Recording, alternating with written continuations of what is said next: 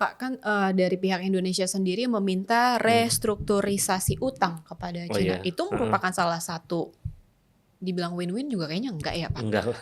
Itu memperpanjang beban aja, Mbak. Nah itu dia, Jadi beban utang yang tadi 40 tahun berubah menjadi 60 tahun. Kan memperpanjang beban, kemudian bunga utang pasti akan terus bertambah. bertambah. Nah, pergeseran bunga utang yang awalnya 2% berubah menjadi 3,4%, itu juga perlu ditanya tuh. Kenapa sampai naik 3,4% misalnya, atau 3% lebih?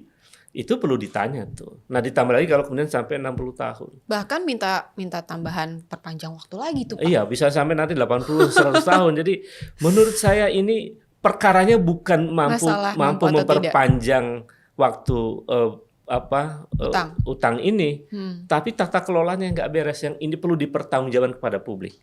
Jadi memang perlu dibongkar. Jadi kalau urusan negosiasi utang memperpanjang waktu itu urusan sederhana menurut saya.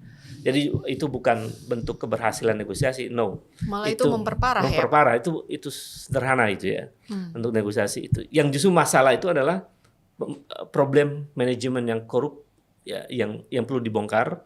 Yang tadi saya sebut sebagai dugaan kuat ada praktek korupsi di situ, soal pembengkakan, kemudian soal peraturan presiden yang baru, Ya. soal bagaimana kemudian ketua komitenya itu perlu dimintai pertanggungjawaban ya. Betul. Apalagi kemudian kenapa waktu dia mengatakan bahwa proyek ini busuk lalu dia mau jadi ketua komite Dan tetap masih melanjutkan. terjalan gitu loh. Jadi ini saya kira cara-cara membangun negara seperti ini cara berbahaya. Jadi demi kepentingan tertentu yang kemudian